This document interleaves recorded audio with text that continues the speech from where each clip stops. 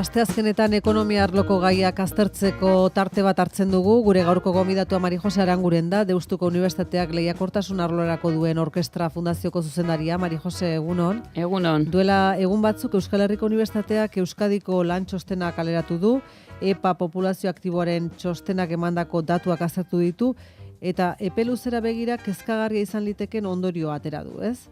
Jendea lan merkatutik erretiratzen ari dela Euskal Autonomia Erkidegoan, eta dagoeneko iraupen luzeko langabezia tasa handiena duen erkidegoa dela. Hori da, bai. Bueno, batetik ikusten da aktiboak ez direnen kopurua handitu egin dela, ez? Eta hor, hiru faktore ikusten dira batez ere horren arrazoi gisa, ez? Bada, gero eta adin gehiago altuko pertsona gehiago daudela, eta orduan biztanleria ez aktiboaren kopurua handitzen ari da.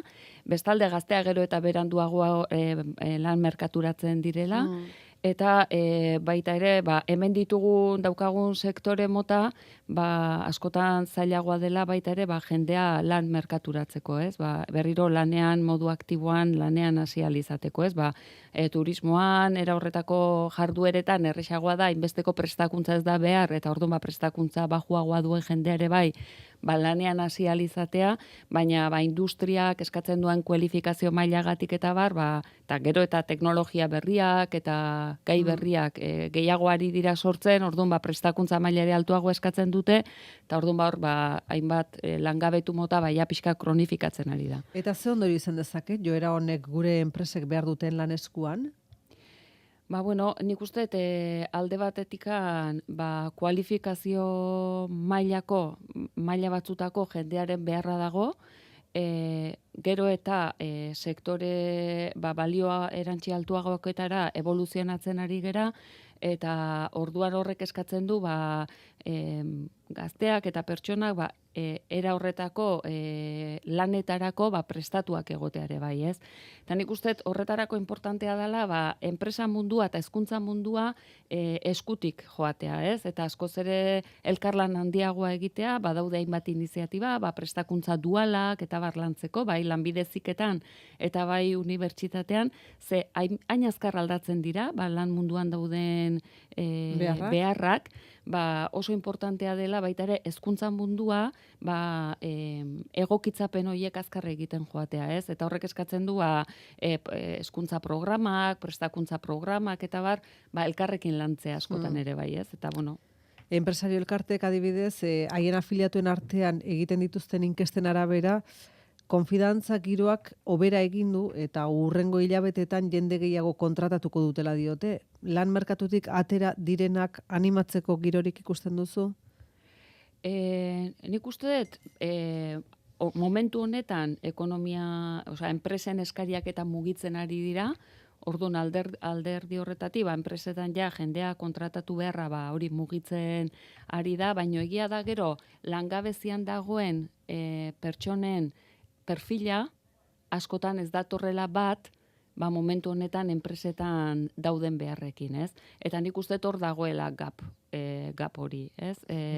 Langabezi tasa jeisten joan da pixkanaka, eta momentu honetan lan merkaturatu dira, lanerako prestatuenak zaudenak eta gelditzen den bolsa horretan, gero eta portzentai altuagoa da langabezi nahiko kronifikatua dena, ez? Eta orduan horrek eskatzen du, enpresen aldetik lanpostuak sortzeaz aparte, baita ere aztertzea pertsona horiek ze baldintzatan daude, nolako pertsona dire, ze kualifikazio duten, eta ikusi zeratako prestakuntza ze alternatiba egon daitezken pertsona horientzat, ez? Asko zere jarraipen pertsonalagoa, eta pixka lanbideen ikusten orain horretan ari dela, ez? Badago, ez dakitek, sektoreren bat enplegua sortzeko aukera handiagoa duena?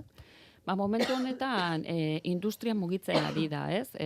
Nik uste dut industriaren alorrean, batez ere metalaren eraldakuntzako sektore gehienetan, ez? Bai makina herramienta, bai industria 4.0 orunzko bilakaera horietan, enpresa asko eraldakuntzak ematen ari dira eta hor aukera berriak sortzen ari dira, ez? Digitalizazioaren inguruan eta bar.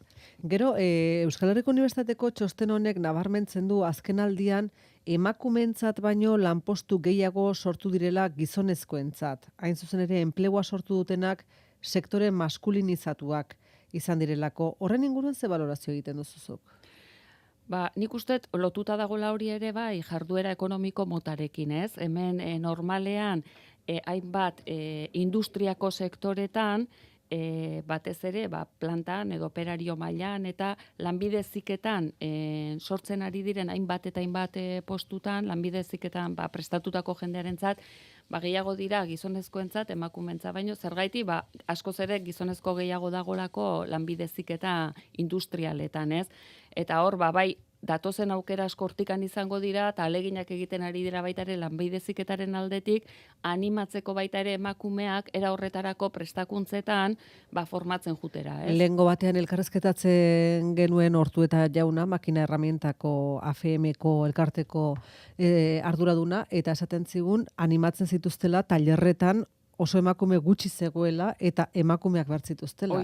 Hoxe da. Bai, bueno, beste kontu batera aipatu nahi genuke zurekin ekonomia zirkularrarena, hain zuzen ere Orkestra Institutuak eta IOBE, Jaurlaritzak ingurumenerako duen agentziak ituna egin duzue negozio aukera berriak sustatzeko. Ekonomia zirkularrak euskal enpresen lehiakortasuna hobetzen nola lagun dezakeen da aztertuko duzuena, ez? Hori da. Guretzako oso importantea da lehiakortasuna edo bultzatzen dugun garapena baita ere, epe luzeko ingurumenaren errespetuzko jarduerekin da izatea, ez? Ingurumenaren sostengarritasuna bermatzen joatea epe luzera, ez? Eta horrek ingurumenaren zaintzak edo baita ere ingurumenarek plantetzen dizkigun erronka berriek jarduera ekonomiko berria sortzeko aukerak sortzen ditu, ez? Jarri dezakezu adibideren bat, pixka bat, ekonomia zirkularreko adibide batzuk. Gukulertzeko zertaz ari garen. Ikusten da, ez? Gaur egun adibidez mugikorrak. Mugikorrak eta zer egiten dugu normalean. Erosi, erabili eta gero bota, ez? Garai batean, erosten genituen produktu asko izurratzen baldin baziren edo arazoren baldin bazeukaten funtzionatzeari usten baldin bazioten konpondu egiten genituen, ez? Gaur egun hartu dugun tendentzia izan da gehiago hartu eta bota, ez? Pixkat ekonomia zirkularra planteatzen duena da hondakin bezala bihurtzen ditugun produktu horiek, hasieratik pentsatu nola ekoizten ditugun, ze baldintzatan eta nola ekoizten ditugun, gero berrerabilia izateko erresago, ez? Hori da adibidez, remanufaktura.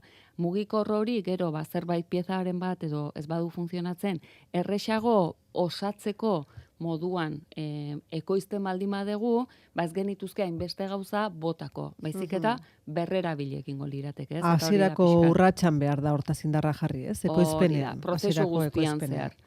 Konforme Mari Jose Aranburu Orkestra Institutuko zuzendaria eskerrik asko gaur gurekin izateagatik. Mila esker zuei. Iragarkiak eta berehala gurekin Koldo Almandoz.